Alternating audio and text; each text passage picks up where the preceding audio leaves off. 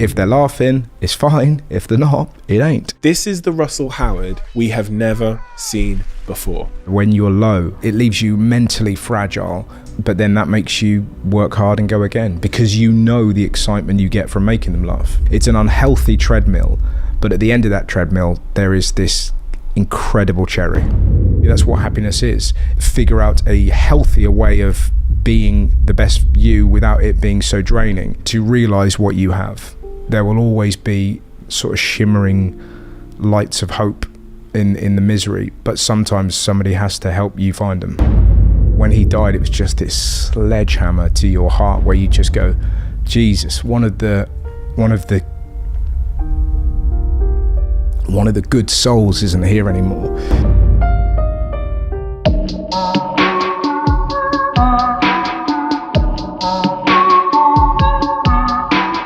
Russell Howard. I've watched Russell Howard on TV for years and years and years. And of all the podcasts I've done, Russell and this conversation was the most stark difference between the person I've seen on TV and the person I had a conversation with today. I think your mind is going to be blown. He's got a new Netflix show coming out called Lubricant. And the reason it's called Lubricant is because he believes comedy and laughter is the lubricant that allows us to deal with the pain of life. And we talk about the pain of his life. We talk about everything. And in this conversation, there's more tears. Recently, I did an episode on this podcast with Jimmy Carr. And the resounding feedback we got was we've never seen that Jimmy Carr before. I have a suspicion, in fact, I know that people are going to say the same about this conversation. This is the Russell Howard we have never seen before. And it's an incredibly inspiring, valuable, vulnerable Russell Howard. It's the side, as a Russell Howard fan, that I wish I'd seen more of. I have a feeling you're going to be really surprised. So without further ado, I'm Stephen Bartlett, and this is The Diary of a CEO. I hope nobody's listening, but if you are, then please keep this to yourself.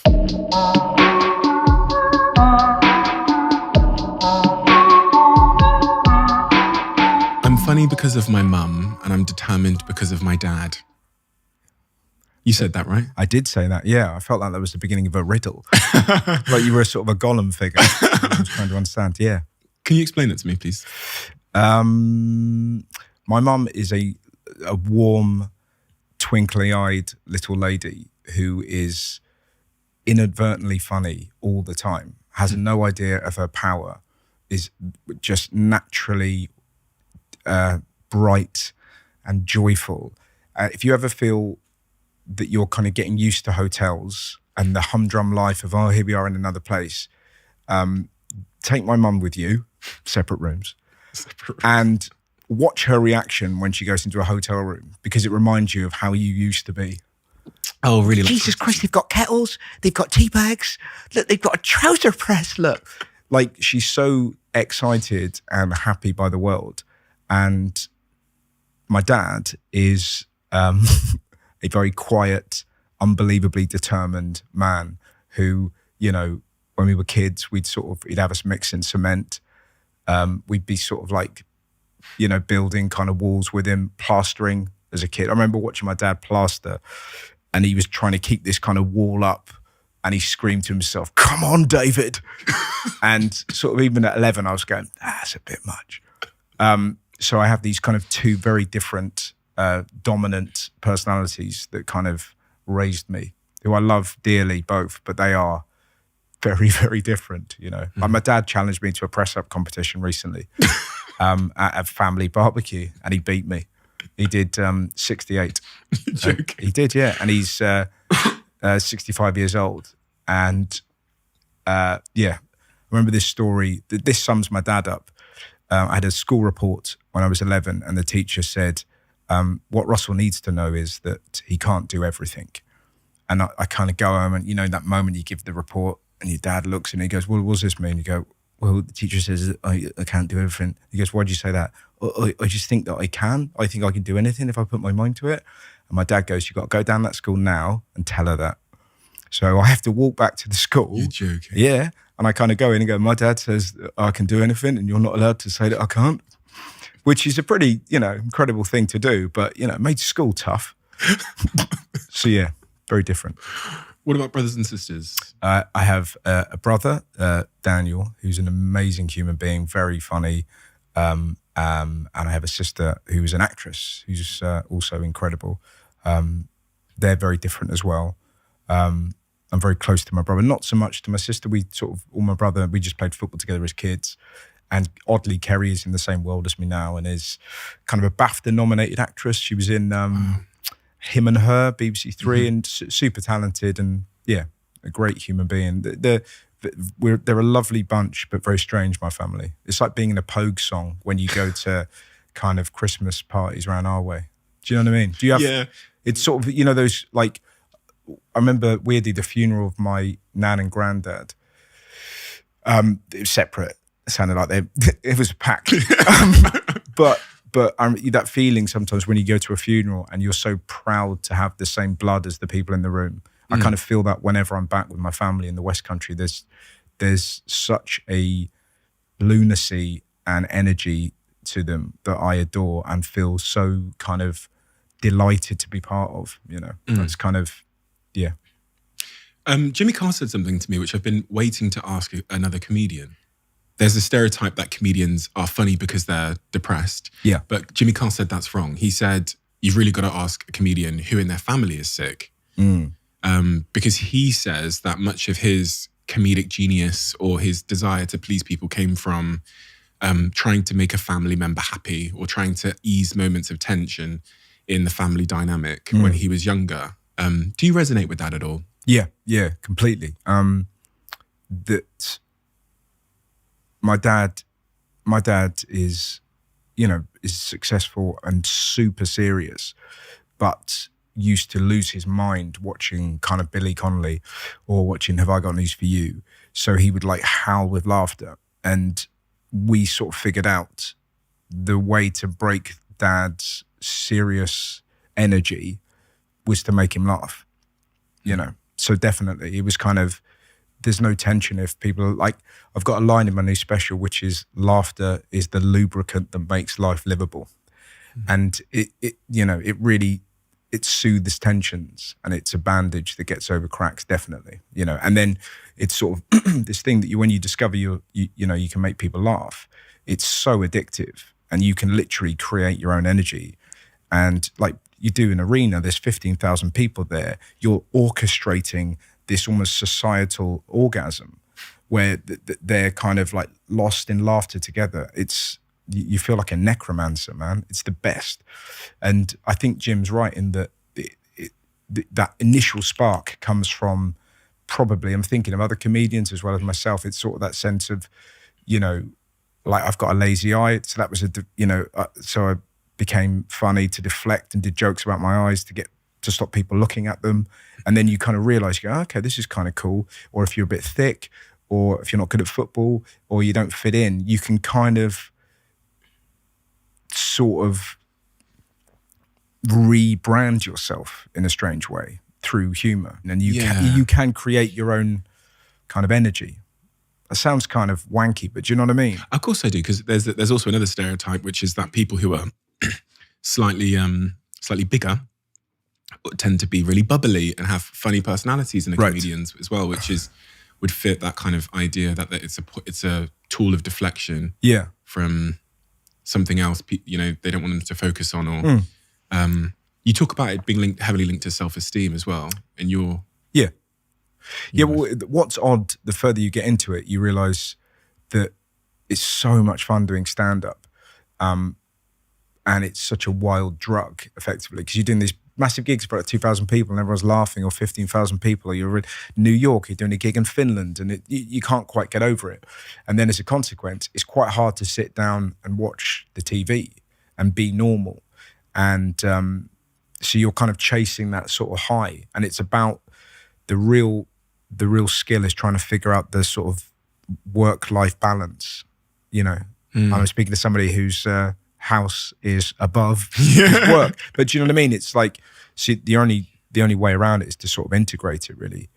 But like, I don't know. I've been doing stand-up since I was 18. I remember doing the first gig and it felt like it was you sort of discovered a mechanism through which you can do life, that everything, sad, good, happy, weird, peculiar, can go through this sausage maker, and you can then understand life, figure it out. But also that's a very strange way to do it, because you're using the stage to kind of dissect yourself. But the aim is always funny. But I don't know of a better way to do it than to kind of make sense of the world. And the funny thing about all comics is, guaranteed, if they find themselves in a strange situation, sometimes a heartbreaking situation in life, there's always a little part of your brain going, there could be a bit in this. And it's that horrible sort of disease that we have that you can't ever truly be there, because there's always a little bit of you, whether you're Seinfeld or, Taylor Tomlinson or Bill Burr or Chappelle or whatever, your brain is going, yep, there's stuff in this. Do you know what I mean? As you're getting beaten up or whatever, your brain. I remember getting mugged in Brighton when I was 18, and this guy shouted at me, "Come back, I'm a police officer." He clearly wasn't. And I said, "No, you're not, you're a monster." And as I said it, I went, "Yeah, that's gonna be quite funny, I reckon." But I'm literally running away, I'm terrified. But my brain's going, "Yeah, I'll probably build a little bit about that." And I think all comics that I know have that thing where reality is always auditioning to find its way into your set. Wow. That could get out of hand, and you could start willing misfortune. This is the weird thing. Yeah, well, exactly. But that's the problem. But yeah, we haven't got any jokes or anything. You're just walking around dressed as a clown, going to like a fucking zoo. There's got to be something in this. But yeah, you're right. It's sort of about keeping life open a bit and keeping the third eye open, really. Probably that's the same of all creatives, where you kind of, or all people really, like you have to notice the things that niggle you. And if you're talking about them, whether it's, like in my last special, I had a big bit about kind of young women self-harming. I was like, what? Like 1 in 4 women self-harm. And I was like, I couldn't get my head around that. And I just knew I had to talk about it on stage. And yesterday I saw this lady complaining because the foam in her cup wasn't at the top of her cup. And for the rest of that morning, I couldn't get my head around it. Just how do you get the confidence to complain about your foam not being there? And I know somehow that's going to end up in a show somewhere. That's the way I kind of operate, really. I sort of see these little things, and they kind of, I make a note on my phone, and they gradually kind of make their way. Interesting. It's like collecting dots from society and then figuring out later how they form. Well, I think that I know Chris Martin does a similar thing where you just make little notes of lyrics, and Woody Allen does a similar thing. Woody Allen will just write a load of stuff and then he puts it in a drawer, and then when he comes to write a film, he just gets the drawer out, empties all these notes that he's been making for the last 6 months, and figures out what the film's going to be. And that's a lot easier than sort of writing from a blank page, because you can then finesse your kind of thoughts in the field when you're in the laboratory, as it were. You said something there which I find really interesting, and I think there's kind of almost analogies for life within, which is after you've come off stage to thousands of people in an arena, you then go home and have to like sit in front of the TV. Yep. The anti-climax, dealing with like that consistent high then low, it feels like a lot emotionally, because that's like a huge adrenaline surge, and then even like physiologically, that it feels like that must be not natural, and have a consequence. Yeah, Christ, that's deep, and let's hope it doesn't. But yeah, you're right.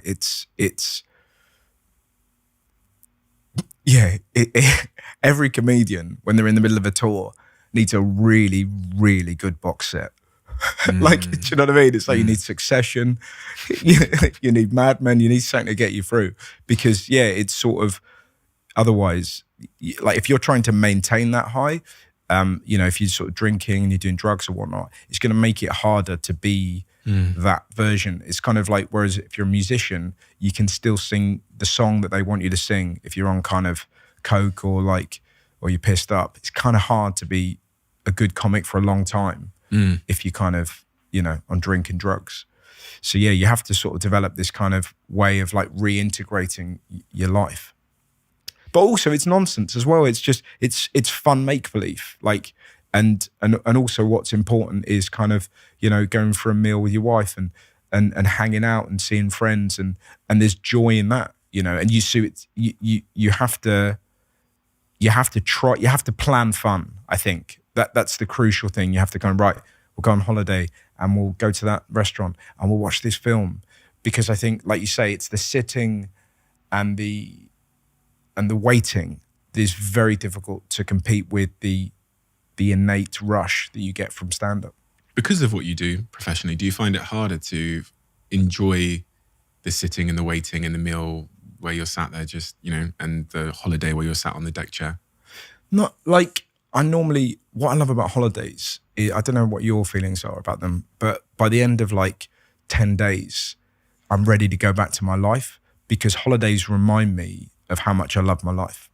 And that's the thing. So you need to have that kind of, I'm a real sit in the sun, you know, read some books, listen to podcasts, whatever, and then kind of go again. But I like the recharge of it. If there was a thing where you could literally plug yourself in like a mobile phone, I would happily do that on a beach. Do you know what I mean? And then kind of go again. But I'm not really when I'm in holiday mode, I'm not really a culture vulture. I'm kind of a sit down, plonk, book, sun, relax, get ill because I've been putting it off.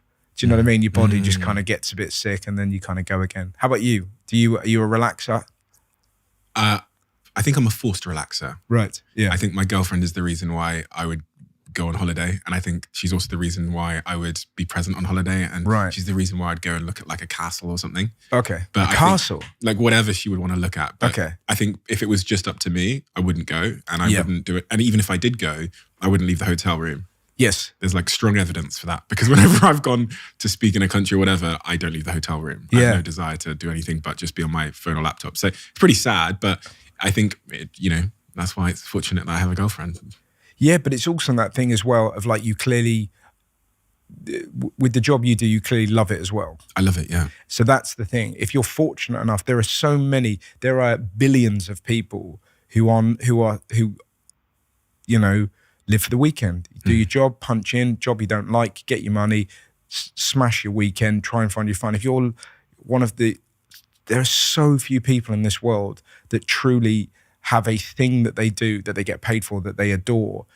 You just got to get hold of it, man. And just like, there's no shame, but it just seems peculiar to the outside. So you got to be how obsessed you get about your job, or I would get about stand-up. Or there was a documentary about the Comedy Store on Sky recently, and I watched it. It was incredible. It was a beautiful kind of summer's day, and I smashed the whole thing. It was one of the best days I've ever had in my life, because it was incredible, and it evoked this kind of the Comedy Store from the sort of the 70s and the 80s and Jay Leno and all this, and it just, I was like, we need a time machine. We need to go back to those times at the Comedy Store. But this, because I love stand-up, and I kind of, it's you have to be with people that understand your passions, because you can't fake it. You can't go, let's go to the castle, if you're not a go to the castle guy. Do you know what I mean? But you're right, you can have help to look at the castle. Yeah. And then you realise when you get to the castle, that's just a really nice castle. Yeah. I wouldn't have come had you not dragged completely. Yeah. We're not staying for ages at the castle, right? Yeah, I don't want to, it's not an Airbnb. But you start writing, so on that point of finding your passion and pursuing it, you started writing jokes at 14? Yeah. Wow, you've done your research, yeah. Yeah, wow. I had an old computer, and I watched a Lee Evans video with my mate Craig, and it blew my mind, because when I was a kid, stand-up really wasn't on TV. That you'd have like a Billy Connolly tape, you'd have like Have I Got News For You as a big show, or Bottom, or Shooting Stars. It was that kind of era, but stand-up wasn't really a thing, and he was the first sort of person that I'd seen who kind of was just funny, wasn't an alpha. And I was like, wow, it was mind-blowing. I think I could be, that's sort of a bit like how I'm funny. Like, you know what I mean? And me and Craig just wore that tape out. We just watched it over and over and over. And I didn't tell anyone about it. I just started writing these little kind of jokes and routines and ideas that none of which were any good, but it just became like my little fun place to go to every so often. Goes, well, I'm going to write some of my jokes. Did you perform them to anybody at that age? My first ever gig was in Bristol, a place called Virgin Mirth, and I took all these jokes that I've been writing since I was 14, and I whittled it down to my best 20, and I did it there at Virgin Mirth. I followed a guy who was eating a banana with a spoon, singing the theme tune to the Sweeney, and another bloke that was sort of like, his act was to punch himself in the face. So in a sense, it didn't really matter how bad my 14-year-old stuff was. But yeah, so that was it. And then I kind of, some of it stuck, some of it didn't. But it was all like, I had this bit about like, how did Captain Kirk get through the entire, I wrote this when I was 14, but how did Captain Kirk get through all the Star Trek episodes without once flicking Spock's ears? So that was one of my first, and I sort of think it's all right. It's not bad. It's not bad. But you've come a long that way. was the first joke I ever kind of told. And one of the things I found quite peculiar in your story is that your dad really pushed you to give comedy a go. Yeah. And that seems, of all the guests I sit here with, the thing that has typically made them famous or well-known or successful, their parents were usually quite against it and would much rather have them got a quote-unquote real job. Yes. So what were you doing at the time? And yeah, why was your dad supportive of it when, at a time when that's probably not considered a highly profitable, high chance of success career? Yeah. I was working at the RAC in Bristol. I had a part-time job. And I was also doing stand-up. And because I started stand-up at university and then finished my degree, went home and was just kind of doing probably 3 gigs a week for, 50 quid a pop, or like sometimes 100 quid a pop, that kind of thing. And alongside this kind of like shift at the RAC. And I was kind of like, I'd have a gig in Lincoln and then I'd have to drive back to get to work. And it was kind of like knackering. And my dad basically, I remember weirdly, not to name drop, but I was talking to Matthew McConaughey about this. And it's a very similar thing where his dad, when he told his dad he wasn't going to become a lawyer, he was going to become a comedian, an actor. His dad said, don't half-arse it. And that was a similar reaction to my dad. My dad basically was like, right, if you want to do this, you're 21, go for it. Give yourself a year, don't stop, put everything into it. And then if it's not happening in a year, you stop, you get a proper job. And I really respected that option that he gave me. Do you know what I mean? It was like, I'll be fine. It was like, don't fuck around, properly go for it. Don't do 3 gigs a week, do 5 gigs a week. Just do that and then see where you are in a year. And I was at the Edinburgh Festival. I had about like 8 days left from this kind of like contract. And my now agent saw me at the Edinburgh Festival have like a really good gig. And he kind of said, oh, does it always go that well? And I was like, all the time, you mad? Yeah. But I was doing lots of sort of improvising and stuff like that. It was quite hit and miss back then. And then we went for a meal. He gave me, they used to have a thing called the Comedy Network, where it was like 30 gigs around universities. And that day he booked me into these 30 gigs that were, at the time, I still remember the money. It's £150 per gig, spreading out into November. But to work for a comedy company called Avalon, it's one of the biggest kind of comedy producers in the UK. And then he signed me.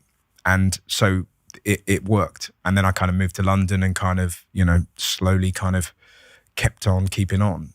I liked the deadline that my dad gave me. Do you know what I mean? Because it was kind of, and I really respected it. And he had this amazing quote on his office that said something like, I think it's by T.S. Eliot or T.E. Eliot, that said, those who dream by night in the dusty recesses of their mind wake in the day to find that all is vanity. But the dreamers of the day are dangerous, for they act upon their visions with open eyes and make them happen. And that is at the core of my dad. So he's kind of quite disciplined, but he also has a fuck it, go for it. But yeah, I just went for it. But also because I loved it. And I didn't love working at the RSC, and I'd finished my degree and I knew what I wanted to do. And I just worked my bollocks off, man. I did every gig you can imagine, but loved it. And my brother used to come to them. We travelled down to Brighton to do 10 minutes. And we'd have to sort of bunny hop the car to Reading Station because we didn't fill up, and it was real kind of fly by the seat of your pants stuff, but just the best. It was the best. It was like, it's the best night out. You go to Plymouth and it's a 6-hour round journey, but you do 20 minutes and it goes great. And then the promoter says, "Oh, we'll get you back." And you're like, brilliant. I go back to Plymouth, and it sort of all worked out. Something so interesting when I speak to successful comedians, because it's one of the like purest forms of like insanely, I say insanely, but like if you were trying to reach a lucrative outcome, one of the like insane paths, one of the most insane pure followings of one's passion, because it seems to be the case that you follow this passion, which doesn't promise to ever pay you that well, or promises no chance of success, and you follow it for years, being paid 50 quid, 100 quid. Yeah. And then, I mean, I speak to the ones that were successful, right? Mm. But when you look back on that period of your life, and if I was to say, well, like, what are the key things? You've identified hard work as one of them. Yep. But what are like the key things that made you get here when so many won't get here? Hard work, luck, natural talent, perspiration. But mostly, and I would say luck is a big thing. Luck and hard work are the big ones, and taking your opportunity and having little kind of moments, and always listening to the crowd as well, because it's sort of that thing where, certainly as a live comedian, you can't bullshit people. Like you get a tangible answer every time.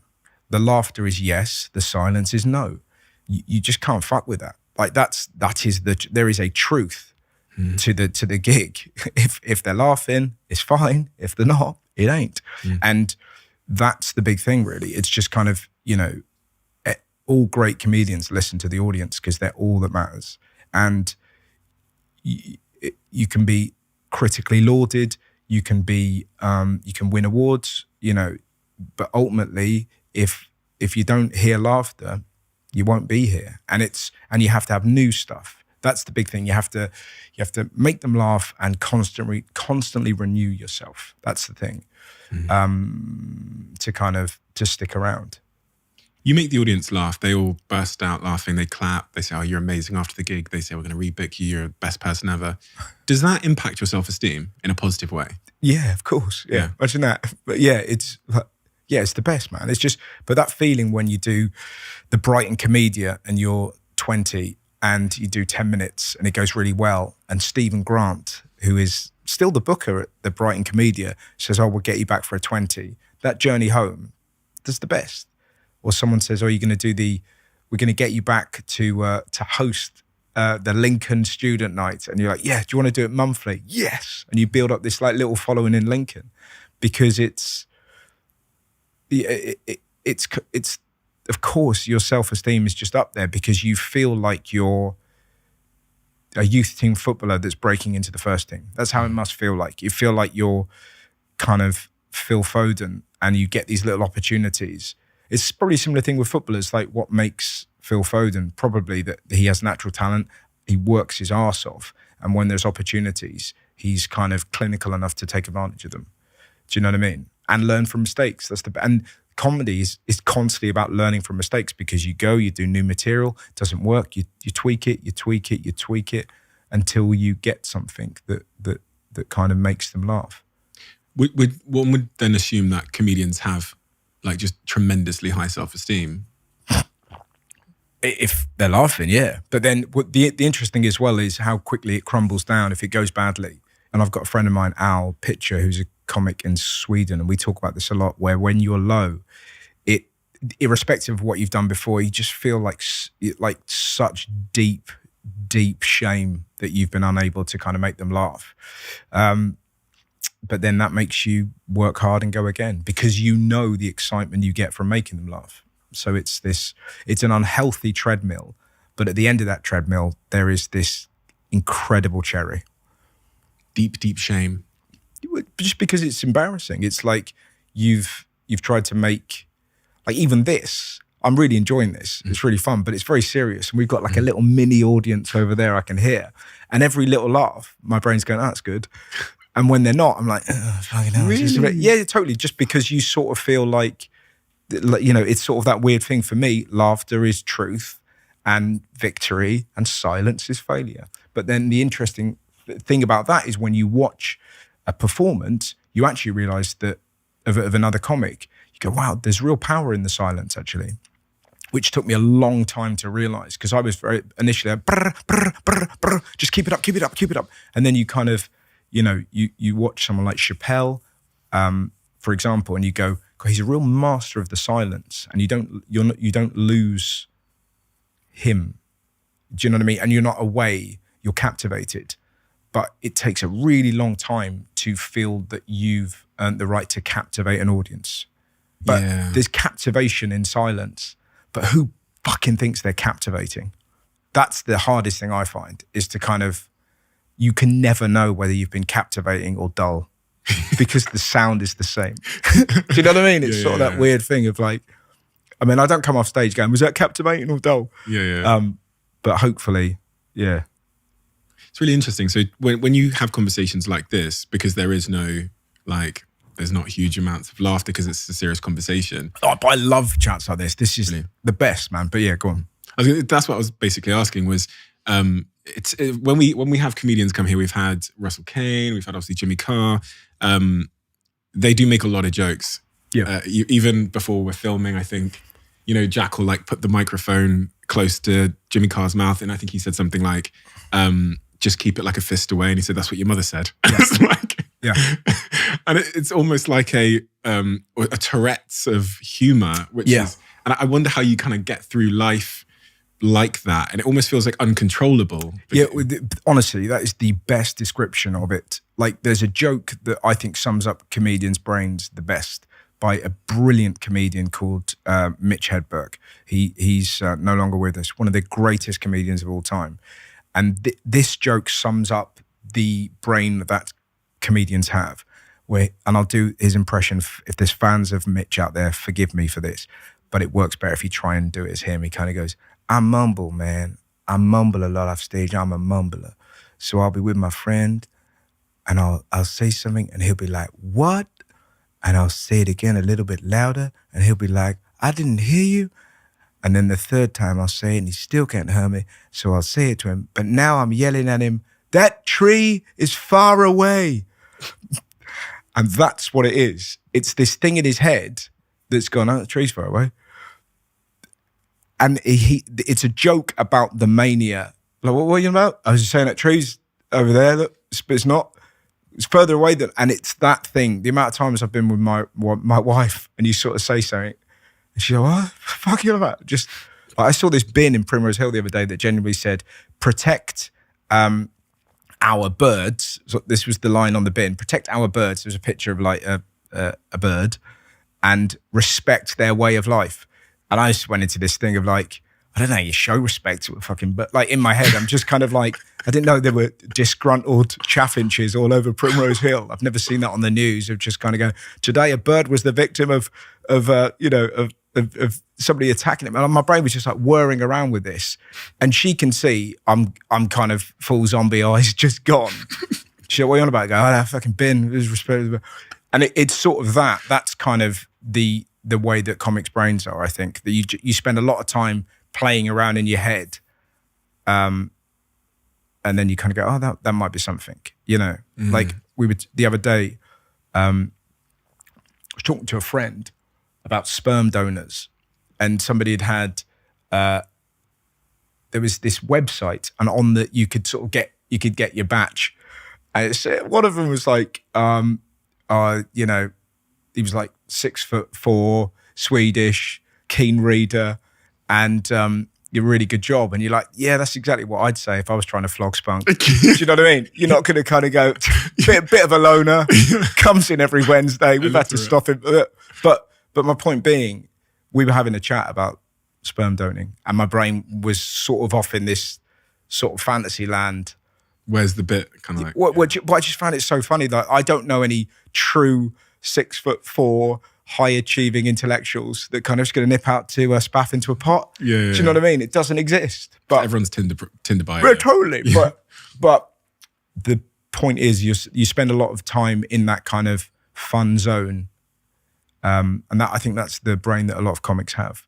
Speaking of that brain spiraling, when, after you've done a gig, or can you remember a time where you like go on Google, you go on the Daily Mail or something, you Twitter, and you look at articles of what people are saying of you, and it has a really profound, like, negative impact on what you think about yourself, and you start to question yourself? I don't do it. Like I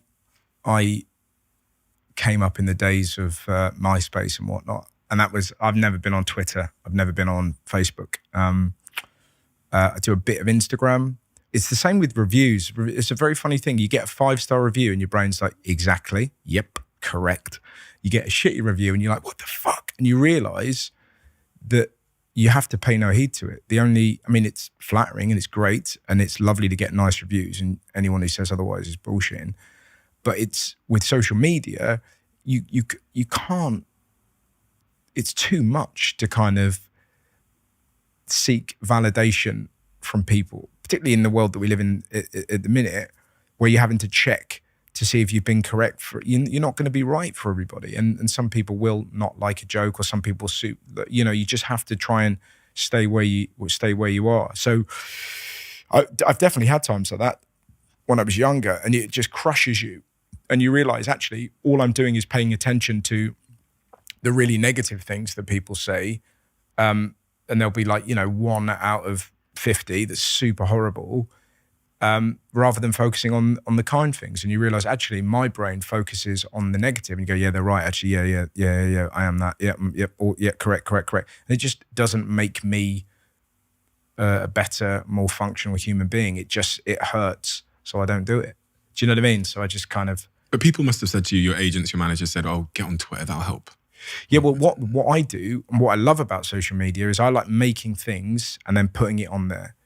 And so putting clips of stand-up or the TV show or whatever. But I don't, I'm lucky. If I want to do comedy, I can go to a comedy club and it's a dark room and I can howl or I can scream or I can be silly, I can do whatever I want. It's in a comedy club. Social media is the worst comedy club in the world. Because people aren't there to laugh. Do you know what I mean? Everyone there is there to laugh. And there's this sort of lovely bonding experience. We're here for a reason. Whereas social media, most people in the world are just up for a hoot, but some people are looking to be angry, or they're looking to be enraged. So it just seems naive to put humor into such a volatile club. Can you imagine if it was a club called Twitter, right? Hey, do you want to come play Twitter? Can you imagine how hard that comedy club would be? Do you know what I mean? And so I don't bother with it, but I like making things that are finished and then putting them out. But I kind of literally email them to my agent and say, oh, we should put this bit from the show on. I don't even know. Wow. I haven't got my logins. I don't know. Really? Yeah. What Just a nice because. way to live. Yeah, but and also maybe it's because I'm 41 and I kind of came up in an era where stand-up was still playing clubs. If you're a young guy now, it must be completely different. And there's loads of kind of great comics that have kind of come up through social media or through podcasts. And I love that because there's, particularly podcasts, I think, with like young comics, there's a real air of punk about it, where you kind of go in, I'm not going to wait for TV to give me anything. I'm going to make my own thing. And then people gravitate to that. And that's your thing. And you can't mess with that. Whereas I love that. I love the fact that people aren't going to be waiting for TV to anoint them. But I was very lucky that I was just doing live gigs. And then when I was 26, after having done stand-up since I was 18, somebody said, do you want to go on TV? And I kind of went the traditional path, as it were, and kind of social media grew alongside it. But I was never, I never needed it, which is not to say I couldn't have been bigger if I cultivated it. But the content I like making exists in the club, and it's finished when I do a Netflix special, or it's finished when I do a TV show. It's in a state of flux when I'm in a comedy club. It's in a constant state of becoming. And the problem with social media, it makes everything finite and tangible. And sometimes it's not. Sometimes jokes evolve or routines evolve. If you put it out there, it might be rubbish, or it might be ill-conceived. It might upset people. But by the end of it, having worked in it in a comedy club, it might say exactly what you want it to say. It's a really sort of holy space, the comedy club versus Twitter. Why should you drink Huel? We're going into the fourth quarter of the year. Diets are dropping off. We're becoming lazier and lazier. And what tends to happen when our diets dip and we start to become less compelled to go to the gym is, we get out of shape. We start to feel low energy. We start to binge eat bad things. And Huel is the antidote. It's nutritionally complete. So you get everything you need for your diet in a drink. You get your 20 grams of proteins. You're going to get your 26 vitamins and minerals. It's low sugar, high in fiber. It really is the cure to a lot of the health issues that we see in our personal lives, but in wider society. If you've never tried it, all I'll ask you to do is give it a try. And if you're like me, then you will like the Wild Berry Ready to Drink. You'll like the mac and cheese, which is just selling like absolutely crazy, unsurprisingly. You'll like the cinnamon, and you'll like the banana flavor. Those are my recommendations. I know a lot of people love the chocolate flavor. Let me know. Try it, get yourself healthy, and send me a message on Instagram. Tag me on Instagram as well on your stories if you do try it out, because I sometimes upload those tags. And let me know which is your favorite flavor. Can't wait to hear from you. As a comedian, do you ever feel a sense of imposter syndrome? Yeah, I think I don't know any great comic that doesn't. I'm talking to Billy Connolly. Billy Connolly used to get nervous. Billy Connolly was worried that the audience wouldn't love him, that he wasn't worth their evening. Billy Connolly. If Billy Connolly is thinking that, then you know all of us are. And I think if you get to that stage where you're like, this is going to be great, I know it's going to be great, it probably won't. You have to have a healthy degree of imposter syndrome in order to be the best version of yourself, because you have to kind of, you have to burst into that party and be the best, funniest you, because that's what's on the ticket. That's the thing. And the only way to do that is kind of hard work, but to just rock up, for example, to an arena tour, having done no kind of warm-ups, it'll be fine. It fucking won't. Arrogance destroys stand-up. You kind of have to go to small clubs before you start doing a tour to kind of know you're okay, to get rid of that. And without imposter syndrome, you don't grow as an artist. Do you know what I mean? But it can be tough to deal with psychologically, right? Because it sounds like it must be similar to living with a sense of like self-scrutiny, which can be quite unhealthy. I don't know. Mm. Yeah. Yeah. Well, I guess the key thing is I think you have to leave on your own terms. Do you know what I mean? As in, stop. There's a while where this won't be healthy forever, because it is a strange way to live. With that, do you feel that? You feel like it won't be? Yeah. Just because you just kind of go. There would just come a time where you're not as sharp as you once were, and you're like, fine, I'll just go work in local radio. But that's not a dig at anyone in local radio. You do important stuff. Keep those weather checks coming. But doing kind of arenas for a long time is, I've been doing them since like 2012 now, and that is a crazy level of pressure, because you sort of I do them in like a month-long block in the UK, and it's kind of right, okay, yeah, and then you get through it, and then you're like, okay, go again, and that isn't necessarily the healthiest way to be forever. Does it have mental health implications on you? Because like, if you're living with that kind of internal fluctuation all the time, and that anticipation, those feelings of self-doubt, that, they say that anxiety in particular is like concern about the future. If you're constantly thinking about the future, that moment in that arena, do you feel anxious at all? Well, the funny thing is, the only time you don't feel anxious is when you're doing stand-up. But weirdly, that's the respite. But the leading up to it, it's nerve-wracking. But as soon as you step on the stage, you know exactly what you're going to do, and it's fun. It's the most fun in the world. And then but the leading up to it, and the afterwards, was that all right? Was that fine? It was good, right? Fine, fine. You know, I think you sort of just make your peace with it. And you, like you say, it leaves you mentally fragile, but I don't know of another way of doing it. Have you suffered with anxiety though? Oh yeah, massively. I like it sort of, but I think it's sort of that thing, like, right, I have these gigs. If I don't do this work, I'm going to look like a fool. People are going to boo me. There's going to be anger, blah, blah, blah, blah. So that fear drives you to write and perform and get a show that's good enough, right? And I've not found anything that was a useful motivator. But like you say, it's a tough way of being. Like Johnny Wilkinson, I remember seeing this about him. Johnny Wilkinson kicked the winning, I don't know rugby, but the winning World Cup kick. Yeah, right. And as the ball sort of soared over, apparently he said to himself, his brain went, "You nearly missed that." As it went over, like, and he's won the World Cup. And the next day he was training and he was kicking goals again to ensure that he didn't make that mistake. And unfortunately for him, that's what makes him magnificent. You know what I mean? And I think it's sort of that thing where you go, the older you get, you can try and adapt it and try and figure out, and you know, and we're all in a constant state of becoming, as regards to sort of mental health, and trying to figure out a healthier way of being the best you without it being so draining. But he scored the winning goal at the World Cup, you know, and it's sort of, it's kind of shitty, but that determination is what sort of made him. And it's kind of,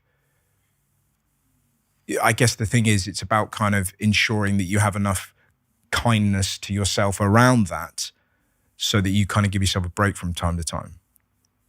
And that the overall picture is happy.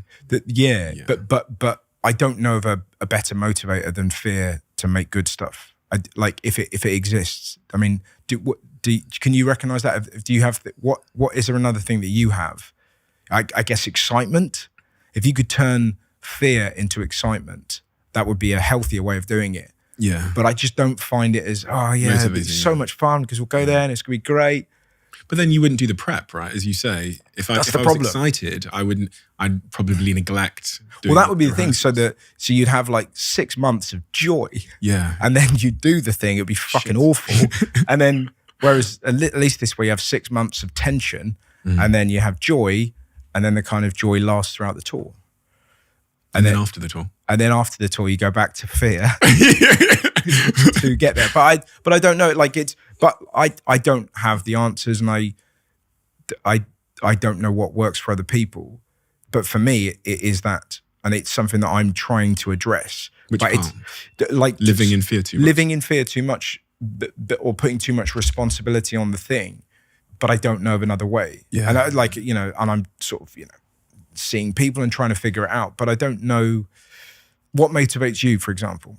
I completely get it. It's a trade-off, right? If you want to achieve the goal, you need this. Unfortunately, I always think this. I think everything has a cost. Yeah. And everything good in my life that I love comes with a cost. It could even be a financial cost, or it could be some other type of sacrifice. And those that have risen the highest in certain professions, it's so obvious to see the cost in their lives. It's much more obvious than everyone else. So I sit here with my guests. I sit with Eddie Hearn. He's built the #1 boxing promotion company, but he never ever sees his wife and kids. Yeah. And he's like, it's like unsatisfiable as a human. Yeah.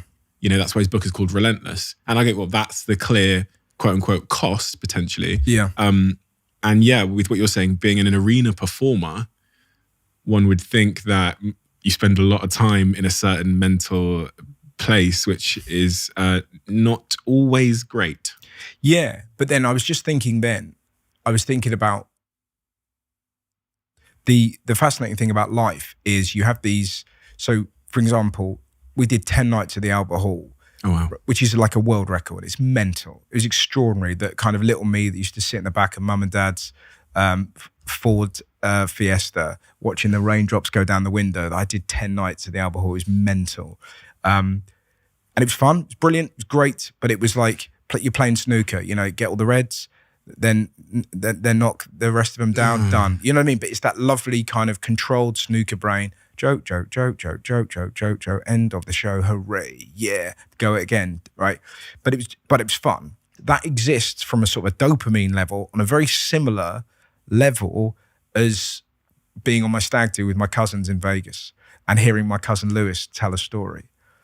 And so I think it's my way of figuring it out is to have as many of those dopamine hits of joy, whether it's good food, good company, travel, books, music, whatever, so that you're kind of constantly feeding yourself. Like, because if you just, that's the big realization I've had, that if you only try and get happiness from work, for me, it doesn't work. To sit around and hope that your life outside of work can compete with this joy that you get from work. The only way you can do it is to surround yourself with people that you think are fantastic or experiences that you think are fantastic. And it can even be little things. It's just like, you know, like we did some gigs in Dubai and we went to a water park every day. And I'm 41 and I went with my friends who are all big lads, and we were on this rubber dinghy and we kept going down this slide. We honestly, it was the joy, the silliness of the day led into the fun of the gig. And I remember reading a thing about Chappelle, that Chappelle, when he's on tour, he brings his pals, he brings friends along, so that he's sort of living, the joy of life is connected with the joy of work. He's never sort of sat backstage with his notepad kind of waiting for an hour and a half to go on. And if that's something I'm trying to do, I'm trying to kind of involve people more in kind of work and be less kind of like, you need to stay away, I need to concentrate, you know? To blend the two. And you kind of Totally. Yeah, and you talk about this in the same way with you a couple of moments ago, you talked about living for the week and then kind of like compartmentalizing that and then having your life on the weekend, and how that doesn't feel like the best way to live either, because you have 5 days of misery and then 2 days of like pissed, you know, trying to find the... But I think also the pandemic has recalibrated a lot of people, that you actually go, we were kind of locked away from each other and we were locked away from experience and the happiness of something appearing from nowhere. Those magical nights down the pub or watching football or listening to music or having a barbecue with friends where a moment unintentionally becomes a memory. And we were kind of robbed of those social moments that created memories because we were sat with this disease lurking, not knowing where our lives were going to become. And we kind of felt like we were sort of immune from something this heavy happening to us. And it didn't. It happened to everybody. And it feels like because of that, we are now kind of coming out of the cave, as it were, with a real desire to find as much majesty in the universe as possible. That I genuinely feel a lot of people, like audiences post-pandemic, like even British audiences, who are, you know, by a stretch the toughest crowds in the world, like by a stretch, really? Is that lovely English coming in can't make me laugh. You know what I mean? Whereas like in America, they're already up. Like you do comedy clubs in America, they stand up as you walk in. You know what I mean? And but British crowds now, because people want connection and they want experience because it was kind of robbed of us. So it feels like it could be a really glorious time. And like you were saying with the tour that you've got planned, what a fantastic way of doing that. Rather than just, you could just do a Q&A, but you're making what sounds like a really pulsating live theatre show. It's going to blow people's minds. And that's what I want to do. That's what audiences want. There's a friend of mine called Alex Edelman who said, I like stuff that's ambitious and finished. And that's kind of where I want to go. And I feel like that's where audiences want to be. They want to see something that's going to rock them, you know, and blow them away. What a target to aim for, to a thing that's going to be, I'm going to try and make a thing that's the best night out that anyone's ever had. One of the things you said was, just a couple of moments ago, was that you've seen someone to help you with that kind of fear, living in fear state that we described. What do you mean by you've seen someone? Oh, just a bit of therapy to, try and have like sort of little coping mechanisms. you sort of just get you get far enough into it where you go, oh, maybe just have a bit of help now to recognize kind of moments of mania and how to kind of manage them a bit better. So nothing super exciting. It's not a shaman or it's not any kind of ayahuasca or mushrooms. It's just a bloke in an office. So what was your intention when you went to bloke in the office?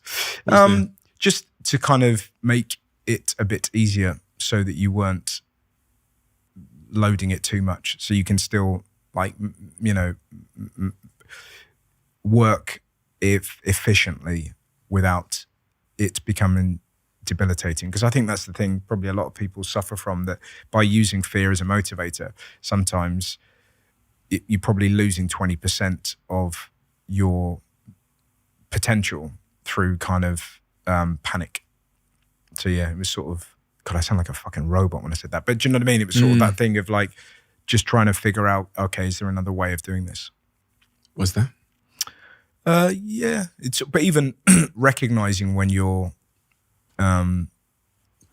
just a bit full on and just kind of go, all right, just calm down. But I'm a real sucker for like little quotes, man. Or I'm interviewing Will Smith on Thursday, which is mad, for 10 minutes. I've got a 10-minute interview with Will Smith. I'm so jealous. They emailed me and said, because we have the same publisher, like, Will Smith's coming to town. Yeah. I was like, can I get on the podcast? He's like, he's got no time. Yeah. I'd have loved 10 minutes. Well, but this is it. Well, I'll sneak you along, man. Let's do it. Let's see if we can double up. Well, but I was listening to the beginning of his book, and there's a brilliant story about his dad made him and his brother build a wall.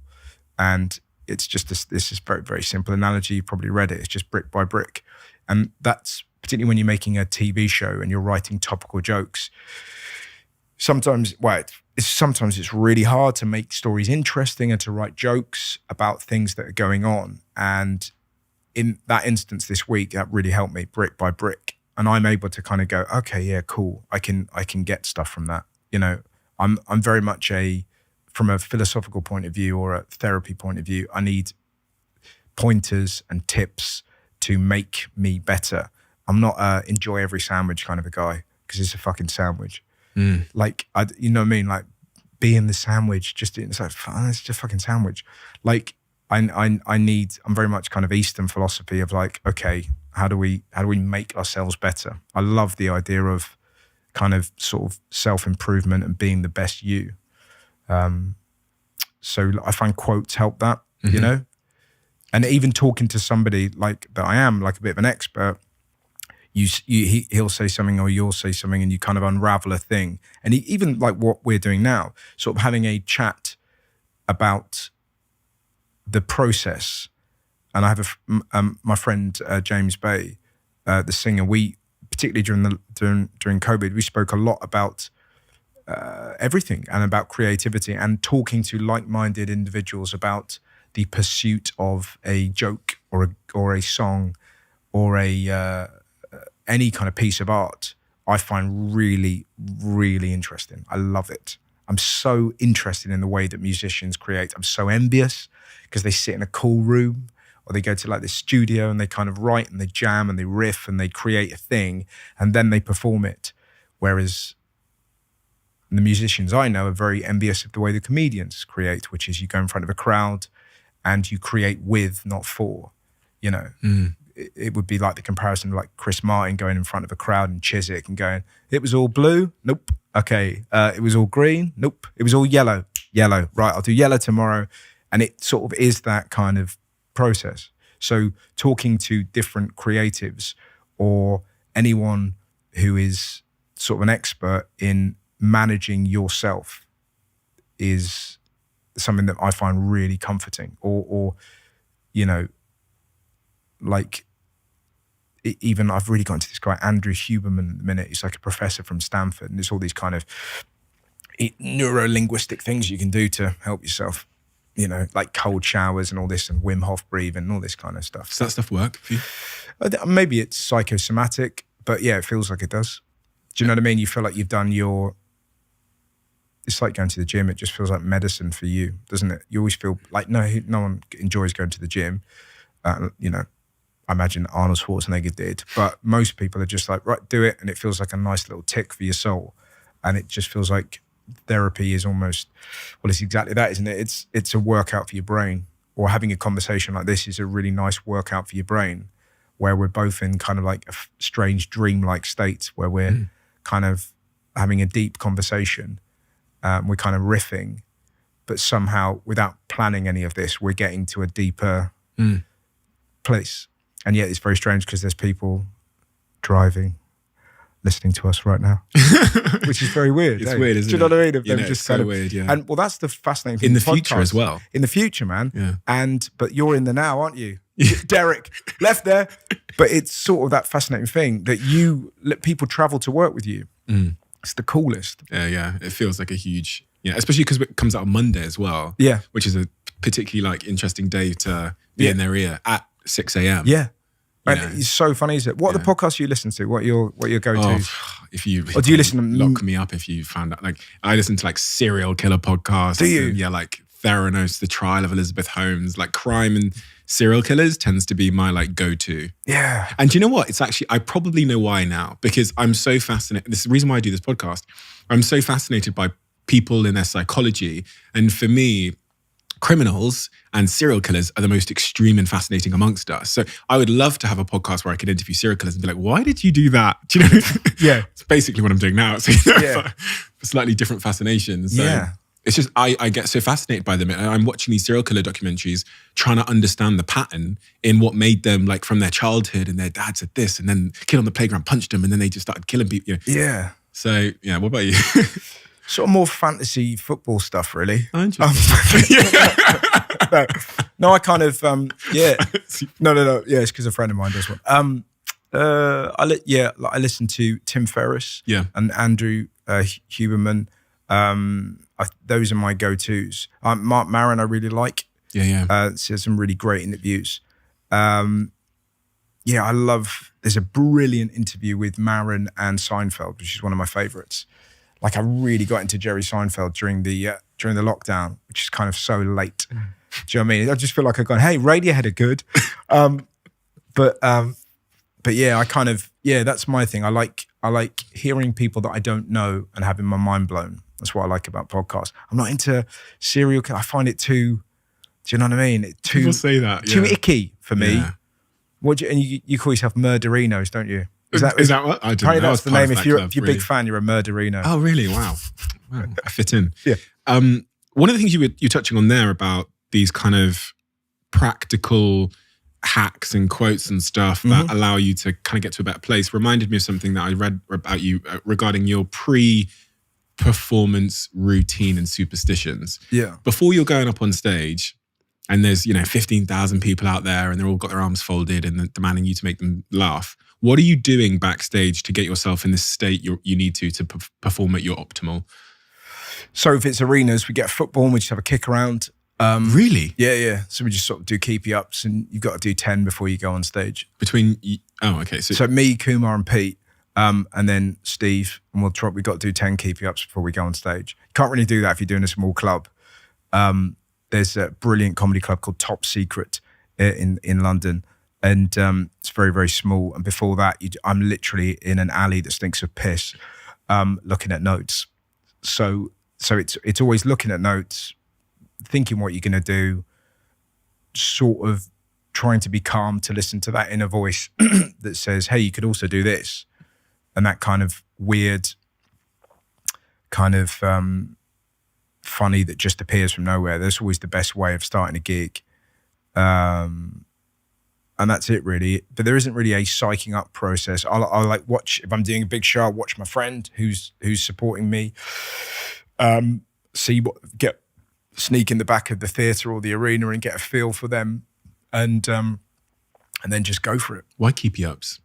Is that just tradition, or is it like a? It's sort of if you're this. Yeah, maybe it's just that weird thing of like, right, I've done 10, I can, and then if you don't do 10 the first time and it falls, you got to do 20, and if it falls, 30. So do you know what I mean? So you have to do it, and then it becomes this weird, like little thing. You just don't want that in the back of your head. You can't do a big gig going, shit, man, I only did 24 keepy ups. So it's superstition. Yeah, and I kind of like, I spend a lot of time with my tour manager, Kumar, the mighty Kumar Kamalagaran, and just chatting about stuff and just being kind of loose and sort of, just sort of getting in the zone of being silly and just talking about any old bollocks to try and sort of get things going. Or, it's like if my brother comes on tour with me, that's always fun because it's kind of, there'll just be a bit of nothing kind of happening. And so I like sort of just hanging out and chatting, talking bollocks and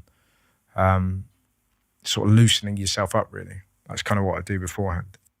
This is a very, I don't know why this question came into my head, but it tends to be the kind of things I ask on this podcast. What was the lowest moment of your life? What was the lowest moment of my life? I think when my granddad died, that was like, it was awful. And I was incredibly lucky because how old was I? I think I was 36 when granddad died. And I'd never had anyone in my family. My cousin Shane had died when I was 18. And, but I'd never been to a funeral. So it was Shane and granddad. So there'd been this huge gap where nobody died. And, this sort of beautiful family that I belonged to, they were all kind of there. And my granddad was sort of like unbelievably special kind of man. He was 4'9" and just funny and warm and just like a quintessential granddad. But like he got me into football. So I used to watch football with granddad and watch Match of the Day, and he'd make me and Daniel toast, that thick white bread, and he'd kind of like make us some granddad toast. And he's just a brilliant, brilliant soul that just was such a big part of my life. They used to come and see us quite a lot. And whenever he was there, I don't know, you were just bathed in his love. Like him and my nan just adored me, and I adored them. And they used to have a poster of me on their wall. And Nan used to keep all the reviews I'd get, so that she'd put them up. And it was just that lovely thing. That was some lovely reviews and some shitty ones too. And it was just like, Nan, why you don't take that? What are you talking about? But they used to watch me on TV, and I come from a family where it's inconceivable that I could be on TV from the family that I come from. It's like going to the moon. But because Nan and Granddad said, we'd watch you on a TV, mind, we'd watch it with the volume down, you'd just swear. So they would watch me when I was doing Good News or I was on Mock the Week with the volume down. It's our wrestler on the box and just sort of see me kind of like that. But they were so, through every part of my life, I felt utter love from my nan and my granddad, and they were around forever. And it's that thing where, I don't know, for whatever reason, he was like this sage. And there's a beautiful photo of my cousin Shane who died when he was 18, and he was on a scrambler motorbike. And our granddad, when we were about 8, used to look at that and just go, there you go, that is the bravest bloody boy you've ever seen in your life. And it was like sort of a really interesting story, because he had cancer and he died of cancer, and he went on this sort of scrambler and he did this race, and he completed it even though he was really not well at all. And our granddad told that with such pride, and it was this beautiful story. And that's what, and you knew granddad told similar stories, obviously not as beautiful as that, about all of us. And when he died, it was just this sledgehammer to your heart where you just go, Jesus, one of the good souls isn't here anymore. And yet this is the fascination of life. I was in Mexico when it happened, and my mum rang me up and said, Granddad's dead. I was like, just low. And then literally seconds later, there was there was a Mexican man just going, ba-da-da-da-da-da-da-da, and it was just like, fuck me, the universe is funny, man. So it was like utter sadness, and then somebody ba-da-da-da-da-da, and it was, it was just this weird like moment where you're like going, fucking really? So yeah, that was definitely an unbelievably low moment, and yet weirdly became his funeral this beautiful moment where you were, like I said at the beginning, where you feel privileged to belong to the blood you belong to. You know, I've never done Who Do You Think You Are? I know who I am. You know, I know where I come from and I know my people, and I feel proud to belong to those people. And the funeral of my granddad was just this reminder of the excellence of my family and how proud and how much we all love each other. So from that deep sadness came this reflection of my granddad, and you realize that everyone in this room were there because of his brilliance. So it was this kind of weirdly bittersweet moment, you know? And my cousin Stuart wore a leather jacket and looked like fucking Lovejoy, and nobody understood. And everyone's like, why are you wearing a leather jacket? Oh, no, I didn't have a suit. And we were carrying granddad in a coffin, and Daniel was like, nice jacket, Stu.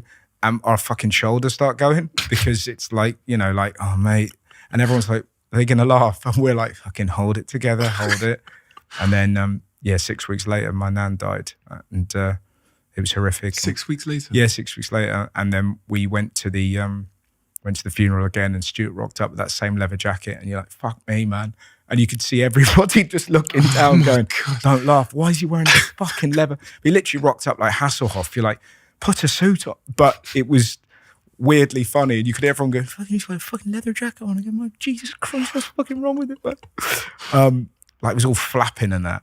And I had to do the eulogy for my granddad as well. And that is something I put deep time into to make it. And and obviously you can't get it right. You can't express what he meant to you. But that was a long answer to the lowest moment. But yeah. They say people can pass away from heartbreak. Yeah. Is for your grandmother to die 6 weeks following? Yeah. I think they would, joined at the hip. Yeah, they used to just kind of, maybe it was that. It was just kind of, it was just, but also there was such constants, and I'd never really been exposed to death. And it was just this kind of like, for it to arrive quite late in your life, it was just a real like, whoa, yeah. And then and then you've suddenly lost your nan and your granddad, who were kind of like, we got like, my nan particularly is just such a lovely, she's got proper sort of blue-grey owly eyes, you know, and she's always like tucking her sort of shirt down, and she just come in and just tell you she goes, just weird little shit. So I remember doing my dissertation, she was staying around her house, and she's like, what are you doing? I said, I'm doing I'm doing my dissertation now. And she said, what about? I said, it was about whether it's right or wrong to advertise to children. And my nan went, it's not. Like that. And I kind of went, well, I've got to do 10,000 words. So, it's not though, is it? Come on, come and have your tea. I was like, I can't just put it's not Nancy Veal. I've got to do this. But she was very strange. We used to make flapjacks together as kids, when I was a kid, and she was obviously my nan. But we didn't like flapjacks. But we used to just make them as a thing and then put them in the bin. Fucking weird. Yeah, I know. Yeah. And the reason we kept doing it is because it really annoyed my mum, because she's like, what are you doing? Jesus Christ, what's wrong with you? And then she would get the flapjacks out the bin. And that was funny, watching my mum eat flapjacks from a bin. But I got a weird family, man. But those were the, I wonder if she did die from heartache. I don't know. I mean, she, they weren't particularly well towards the end of their life as well. They sort of had kind of, certainly the beginnings of dementia. So, it was kind of, it's that horrible thing where, I don't know, it's just kind of yuck, innit? How about you? What was the lowest moment of your life? Am I allowed to ask? Yeah, the lowest moment of my life. good question. Is it shitty to ask you? No, like if I can ask someone else, they have to ask fine. me. I don't even. It's a really interesting question. I think it would probably be. No, I know when it is. It's the one that kind of stands out to me as really, really sucking. So my grandmother dying was one of them, but I wasn't close to her. Right. So it was just actually seeing my dad upset, seeing your like dad cry for the first time was very like, ooh. Yeah, if you got a strong dad. Yeah, strong. Yeah, never seen him be emotional at all. Yeah, that's the weirdest thing, isn't it? Quiet, passive, just, and then to see him cry is that's very difficult to understand as a kid. And then the other one is actually when my dad called me into his bedroom and told me he didn't love my mum. Oh, wow. And that they were going to get a divorce. And they didn't get a divorce. They're still together now. But at 7, I think I was, when he said that to me, it was like foundation shattering information that I couldn't. I don't know why I always remember that. I don't know why I always recall that one, It's like I could never forget that moment in my life. What are you meant to do with that at 7? Fucking exactly. Especially when it doesn't even happen. But their relationship for me was so toxic as a kid that I got to a point later where I'd come to terms with the illusion being burst that your parents actually might not stick together. And then I was actually willing them to get a divorce because they were just screaming at each other too much. So I think that's for some reason those two moments came to mind. If I told you that you could never write a joke again and you could never perform again. Yeah. What would happen to you? I don't know. It's, I think you'd go back to, I'd end up being what I was when I was younger, of just desperately trying to make people laugh and just sort of, I'd just be a bit of a nuisance at Tesco. Do you know what I mean? When you kind of get in your shopping, you're like, "Are you all right? Oh, I was looking at the sperm donor the other day. Oh yeah, she lives 6'4", and like, you know what I mean? It's kind of, so I think why? I don't know. I just like making people laugh. I like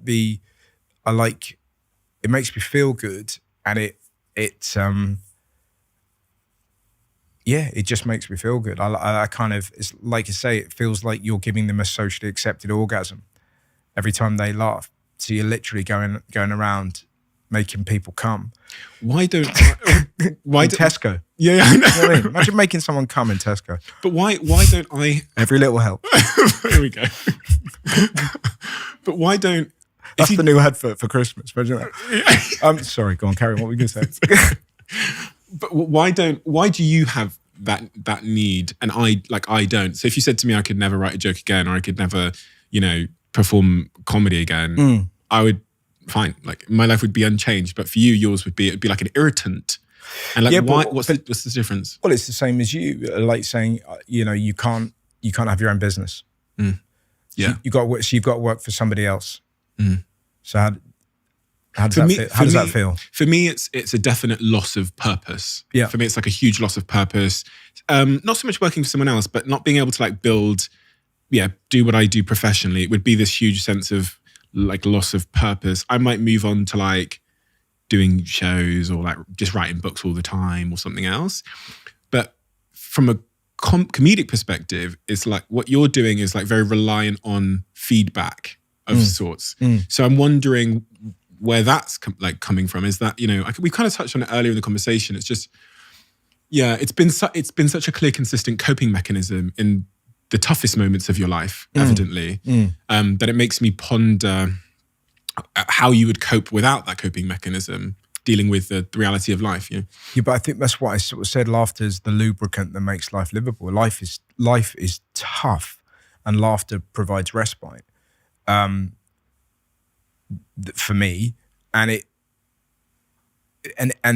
it's so deeply human. Everyone has, irrespective of whether you have an easy, blessed life, everyone has had moments of trials and tribulations, and laughter is just it's a thing that soothes us, and I find it particularly soothing that you take the sting out of pain by just making it funny. Do you know what I mean? And it's kind of, it just works for me. I just find laughing or making people laugh just the best, because you're in the moment of laughter, you're lost. You are not of this realm. You're kind of in this white noise space. and it's good. It's a good place to be. Escapism almost. It's like, yeah, but exactly. So and then you come back to kind of reality, and you're a little bit more reconfigured, or it lightens the load a bit, you know. And I get a deep sense of satisfaction from making people laugh. So, and you're right, it is tied up in them. You know, it's very needy. That's absolutely true. But then, you know, I'm 41 now, and I kind of know who I am. I'm kind of needy. Most comics are, because I've been asked to write sort of my autobiography quite a few times, and it's like, I just don't feel like sitting and entertaining myself. Whereas when you're writing stand-up, you're writing it for an audience. So you can perform, or you're making notes and you go, hey, I'll take that on stage and I'll kind of riff it out and figure it out with them.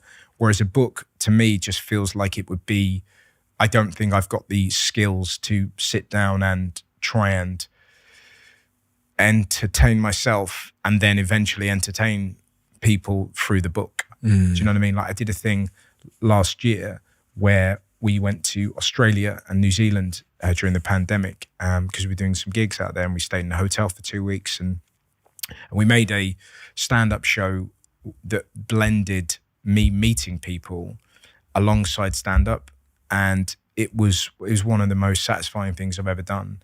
We met these incredible women in New Zealand. There's a thing called the Coffin Club, and what they do is, I didn't know this, it turns out dying is really expensive. And coffins are really pricey.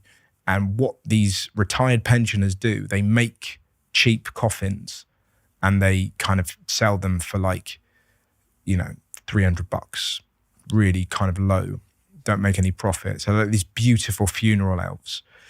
And they make their own coffins as well, as a bit of fun. And I met this lady, and she'd made 3 coffins for herself. And I was like, how come you made 3? So I just keep putting on weight. And it was so touching and peculiar. And then we went into another room, and there were little baby coffins, tiny. And it's one of those things that I hope nobody ever sees that. And I was like, how? And people often say, oh, comedy, hardest job in the world. Can you imagine making a coffin for a baby? It blew my mind. And I looked at this twinkly-eyed lady. I was like, how do you do that? How do you get yourself in a place to make something that sad? And she kind of looked at me and just went, I do it so no one else has to. And it was so beautiful. And for me, I loved being able to tell that story through stand-up with her on the show.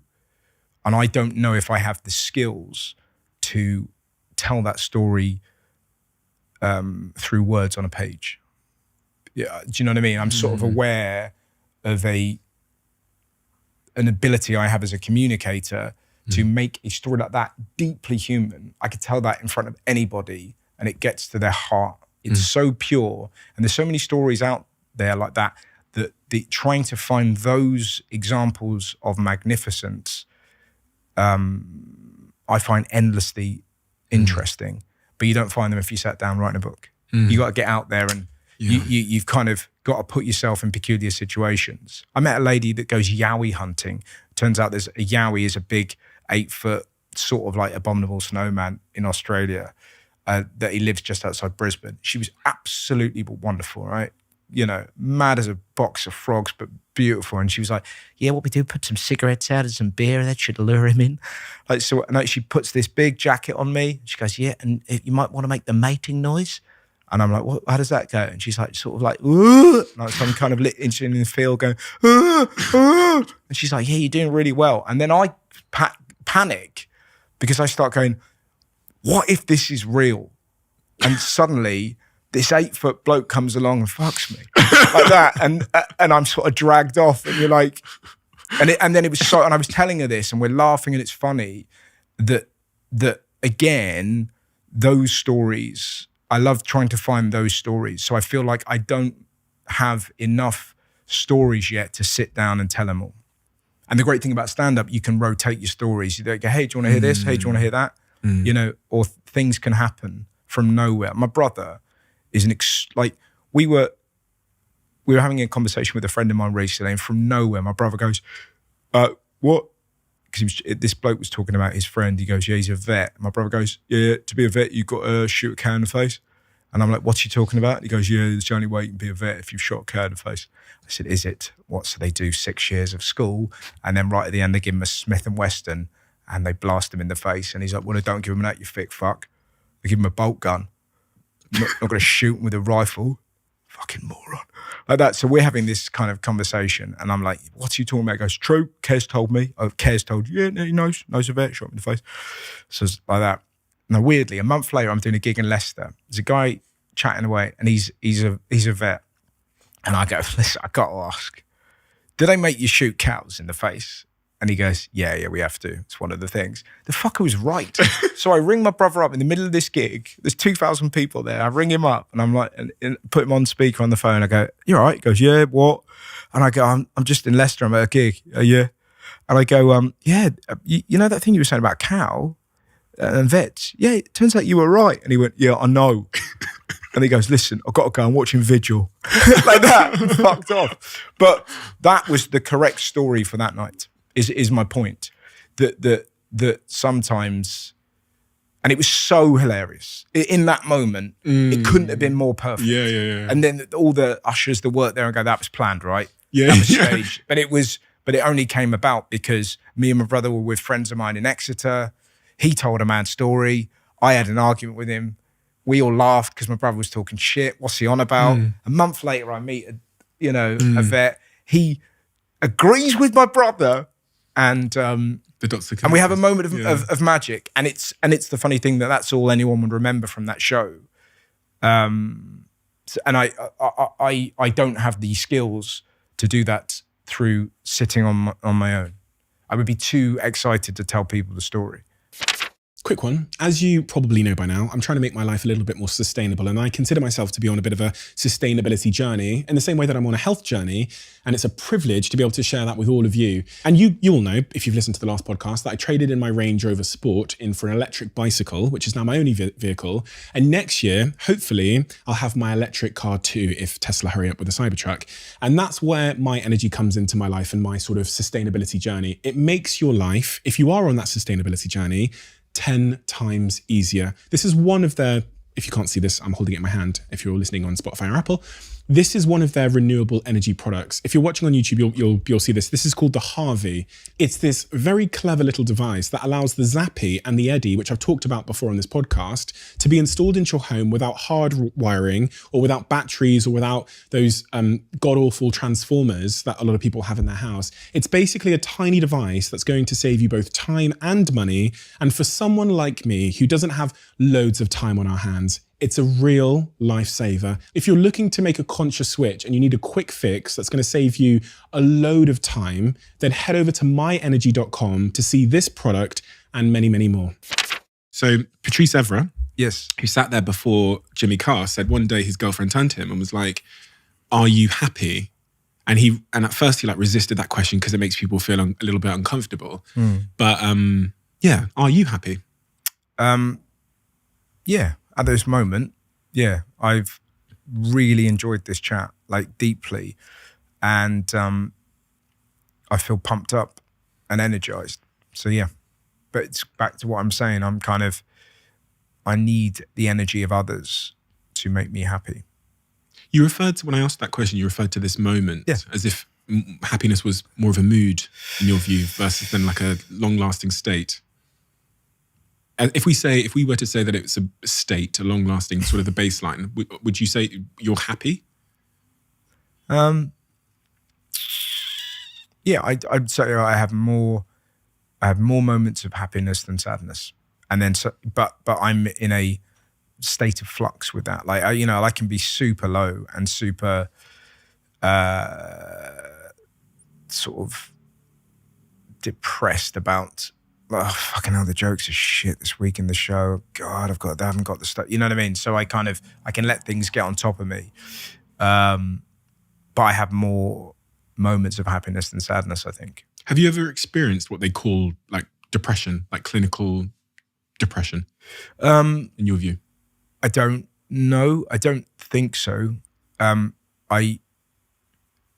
you know, I have moments of like where you can't, you know, you're sort of aware you need to shift it. But I'm very much at, right, get on the treadmill, lift some weights, kind of do something kind of a guy. I'm restless, you know.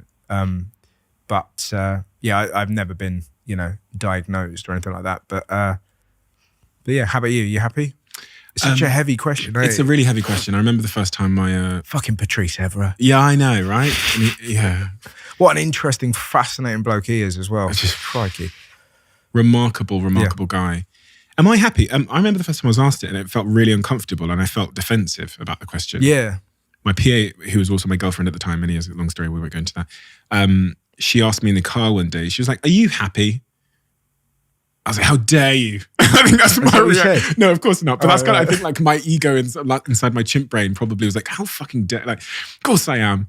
I believe so, yeah. I believe so. And one of the things that has helped me a lot is I'm very obsessed with gratitude and like constantly reminding myself of like how unbelievably fortunate I am to be one of the free ones. And what I mean by that is like financially free to do what I choose to most days. Of course I have days where it sucks and my mood's shitty and like I'm irritable and I'm a bit of an asshole to be around. But I feel somewhat content despite my relentless, excruciating ambition.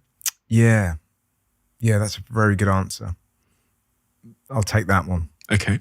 Your manager said you're the hardest working comic he's ever met. Right. Yeah. Well, I just like... Is that toxic? People in our society at the moment there's this kind of stigma around people that work too hard, that it's, you know, toxic productivity or... Yeah, but it's sort of, you know, you work at something that you love. So it's kind of like, you know, it's sort of those moments of like, you just lose yourself in it. It's like, I imagine it's the same with when Picasso was painting. Do you know what I mean? He was just probably like, this is fun. Like, do you know what I mean? Like, I, you know, imagine I'm not comparing myself to Picasso. I'm using him as an example of just sort of, imagine his manager going, you need to fucking relax, mate. Do you know what I mean? The Sistine Chapel rapper. But it's just, I don't know. I love it. And I don't mind working hard. It's not working in the true sense. Like you just said, how fortunate to be one of the free ones. What, like, it's ridiculous. Like I write stand up on my own, but I do my TV show and I write it with 5 people, and we get to write jokes. That is our job. It's an unbelievably privileged job to be able to sit around and think of funny things for people. And that can be stressful, but there are people working in jobs that they don't like that would kill for that opportunity. So you're right, you need those moments to kind of snap yourself out of your funk and remember that you're getting paid to do a hobby, ultimately. You know, in my case. And in mine, like this is... Yeah, totally. But my point being, it's sort of like, there's nothing wrong with having low moments, and everyone does. And it feels like the world is better now in terms of being able to talk about them. But you also, I think, if you come from a certain background, you don't want to bitch and moan about yourself and kind of say that you're having a tough time or whatever.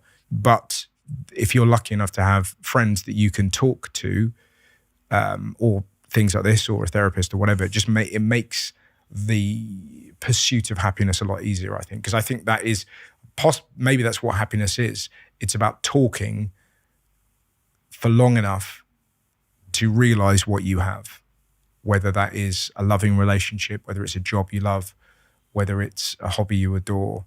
But there will always be sort of shimmering lights of hope in the misery. But sometimes somebody has to help you find them, I think.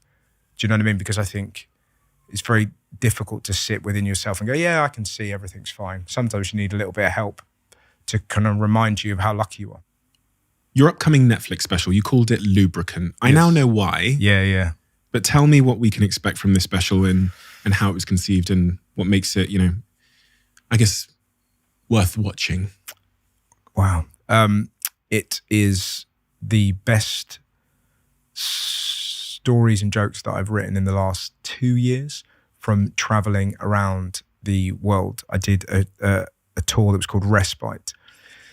And I kind of put together all the best bits about kind of conspiracy theories and COVID and leadership and madness in the world. And I sort of splodged it all together, and you never quite know what it is until you sort of step away from it. And I think it's actually a love letter to laughter. That's what the show is. And it's the full hour is about the importance of giggling and of being silly and how deeply human it is, and it should be treasured. There's a bit in the special where I was chatting about, when you hear somebody play a musical instrument and you're envious of the notes they're making, it strikes me that laughter is a musical instrument that any one of us can play. And now is not the time to put down our fucking trumpets. Mm-hmm. And that's the show really. It's about the importance of laughter and the role it plays in which we do life. And it's lots of funny stories that are kind of all about that, really. You talked about how as a comedian you have to kind of have this like self-evolution. Uh-huh. What evolution in the comedian that you are in this special, Lubricant, have you observed in yourself? I'm slower and I'm more thoughtful, and I try and make it more interesting for people sat at home than in the room. I think previously I've been a bit too kind of high octane, and I'm trying to kind of make it pleasurable for people at home so they can sit and enjoy it, because that's how it ultimately is consumed. I have a fascination with anger, and I have a fascination with beauty. So I find anger strange, and I find beauty beguiling, and that is only getting deeper and deeper. So for example, that story about the ladies in the coffins, that isn't in this show, but it's somewhere deep in me, and I think that will come out in another show. So it's sort of the evolution as a comedian for me is that I want the next special and the next tour that I do to be deeply human, and I want it to be this, in the best sense, a place where you can fucking nod with me and laugh with me and feel like this connection with people next to you. And I think that comes through through exploring how fucking weird and silly we all are. And I think the world's taking itself very seriously at the moment, and there's so much humor in it. I think there's so much humor on the edges, in the shades of serious stuff. Do you know what I mean? I kind of find it. That's where it feels like my evolution is. That I'm trying to I try and talk about. I quite like being able to talk about serious stuff. For example, we talk about cancel culture or woke. Like the amount of times you hear the word woke in newspapers at the minute. It's because it just sells. It sells papers, man. And it's kind of like, hey, have you seen what they've done? You can't say the word farts and boobies and arse in Scrabble. That's a story in the newspaper, and it was like fury as woke Scrabble bosses. No one's furious about Scrabble. No one's and even if they were doing that, how are they going to police it? No one's going to break into your house and go, did you just put clit on a triple letter? They're not going to do that. So I find that mechanism really interesting at the moment, that you go, okay, clearly there's money to be made in kind of, you won't fucking believe what they've done now, eh? in that energy, but also recognizing that it's just a trick. It's fake outrage. It's fake outrage, and it's the what next brigade, but I find that really interesting. That was like Piers Morgan's whole thing for a while on TV. It was like, they've changed toilets to unisex. But because it sort of like, it works. It's easy. It's click, and then you're there. But it's kind of not. It's just not nourishing. And there is actually a way of making the people that succumb to that, and the people that think it's bullshit, you can bring them together through really piss funny stories. or like that story about the coffin and the lady. Doesn't matter your political orientation, doesn't matter your gender, whatever. That's a deeply funny human story. And like you look at someone like Billy Connolly, like some of his bits are so beautiful and funny, or George Carlin, that they're majestic and you're kind of lost. And I think there's a real value to humor, and it's often overlooked because it is silly and it is kind of fart, piss, shit, fuck. You know what I mean? It's kind of, you know what I mean? It's fingers and ears and, but it's a release, and it's kind of, it's a deeply important thing, laughter, deeply, deeply important. And if we didn't have it, you know, I think it's only like dolphins and rats are the only animals that laugh. I don't know how scientists found that out. Oh no, I do actually. They tickled the rats' bellies with a pencil. This is presumably pre-COVID. Do you know what I mean? Imagine that if it's just kind of vaccine. I'm busy, just trying to get this rat to giggle. But yeah.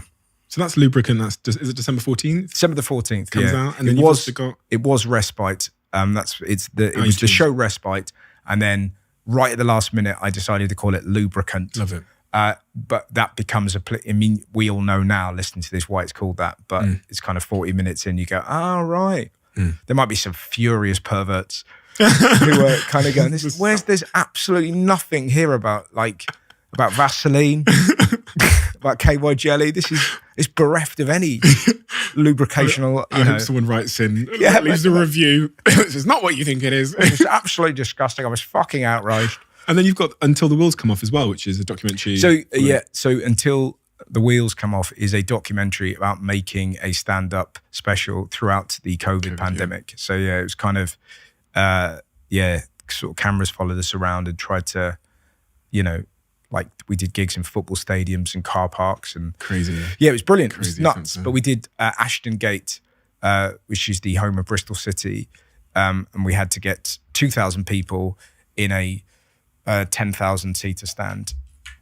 They all had to be spread out, and it was one of the weirdest gigs I've ever done, but it's one of the best. And that comes out on the same day? So the doc is on the same day as the special. So yeah. Wow. Yeah. Amazing. We have one. I'm excited for both. I actually did get the chance to watch the trailer. All right, nice. And it was hilarious. Oh, thanks, man. And it's, I'm particularly excited to see someone with your smarts and both comedic genius and intellect take on recent times. Yes. Does that make sense? Yeah, That's what totally. I'm most excited about. And so really, really looking forward to that on December 14th. We have a long-standing tradition on this podcast where the previous guest, as I mentioned, writes a question for the next guest. So Patrice wrote, "Are you happy?" Because that was the question that stumbled upon him. I'm not going to say who the person was that's written this for you. Okay. But I'm going to tell you what the question is. What 3 things would you give to the world? You can only answer with single words to make it happier. Jesus. Jesus? Not that. Okay. That's one. What 3 things would I give to the world to make it happier? You can only answer with one words answers. I mean, this is a real reverse Aladdin moment, isn't it? A fixed climate. Okay. I know that's 2 words, but Fine. you know, Fine. that's the first thing. Technology that stops mental health. So you zap them, and they're fine. It's a sort of a wand you wave at them and it fixes them. Mental health wand. Yeah. Right. So yeah, a mental, so that's it. Fixed climate, mental health wand, and food. Yeah. Yeah, I feel like fixed climate, mental health wand, food. And starvation. And starvation. And it will end starvation. Yes, right. Not yeah. end starvation. No, I was going to say, fuck me, I give and I take. Now I'm going to ask you to do the same. But before I do that, I just want to say a huge thank you for coming today, because I've watched you on screen for many, many, many years. I find you hysterical, but also I love this opportunity to get to know a side of you that I wouldn't have ordinarily seen on screen because of the way that, you know, the format of TV, and a depth in you. And you're super smart, super introspective. You're a genius, clearly.